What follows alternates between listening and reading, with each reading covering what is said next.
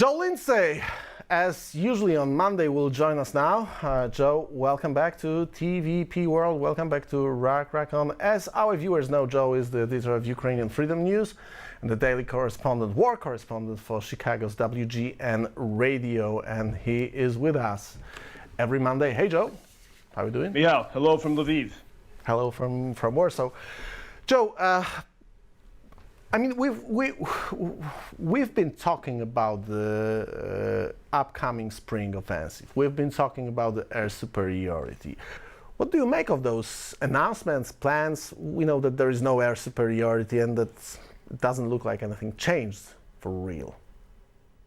Well, and the first thing to keep in mind, I mean, obviously, when you're the underdog, especially in the war, you have to have a lot of secrecy, and you can't telegraph too much, and that's why. We look at the intelligence leak from the United States, and there's a lot of confusion coming from that.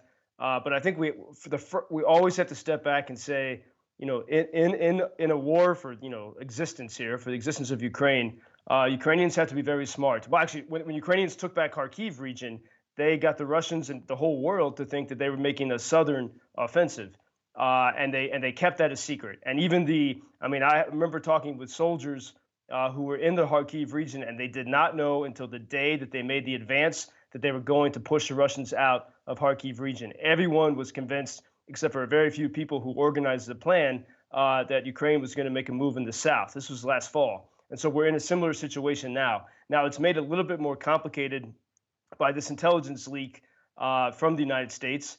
And, I think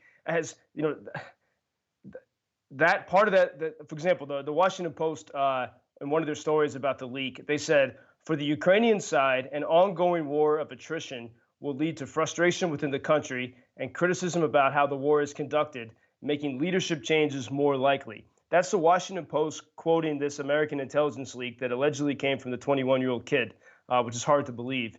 But when I see these reports, the main thing that I hear on the ground in Ukraine is that there is no weakening of resolve. I mean, even over the weekend was the Easter weekend, and people here in Lviv were trying to celebrate the holiday as best they could. They even were folk dancing. And I was talking with an American professor from Harvard and Stanford University. She was visiting here, and we were watching this scene in the forest over the weekend with Ukrainians singing and dancing to celebrate Easter.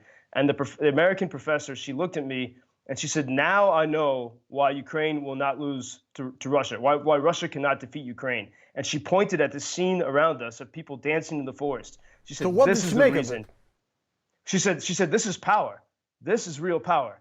And it was that, you could read all the reports and all the analysis, but what you deeply see here on the ground are people, A, they know what freedom is, and B, they don't want to give it up. And they live it every day. And, what I witnessed over the weekend was not a performance. It's people of all different ages. They know how to live their culture, and it's deeply a part of their DNA and their everyday life.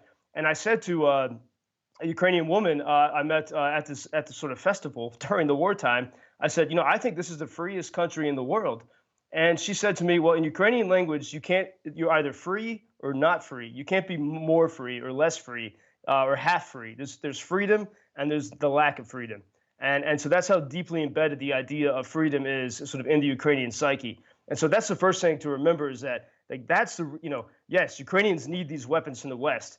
But the first thing to remember is they have this power. The second thing is, sorry to interrupt you for a second. You made me thinking about it because I don't know. I don't speak Ukrainian, but it's I know how it sounds in Polish. In Polish, you have either the word freedom, which is wolność, or slavery, which is niewola, and niewola is non-freedom. This is basically what is in Polish. So I actually didn't ever think about it in terms of my own mother tongue, that there is this kind of two meanings or dualism. You are either free or you are a slave, which is basically part of the hard lessons of history in this part of the world. But I wanted to step back and think and have your opinion on this intelligence leak, Pentagon leak as it is called.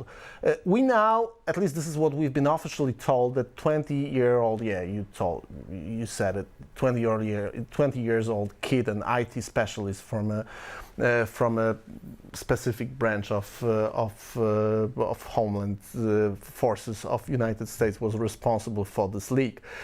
And as every Call of Duty player knows, every war is based on deception.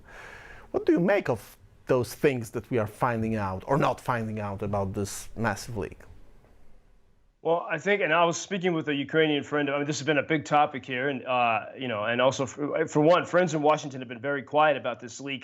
But as we look at whatever might happen in the coming months, Ukraine is in a stronger position than it's been in a long time.